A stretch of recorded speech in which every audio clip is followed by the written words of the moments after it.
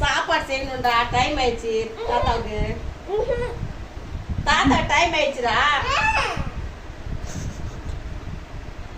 Time ஆயிடுச்சு. சாப்பாடு செய்யணும்பா, மணி ஆயிடுச்சு, வேலைக்கு வேணாங்க. நீ கால் விட்டாதான், காலை விடுறா.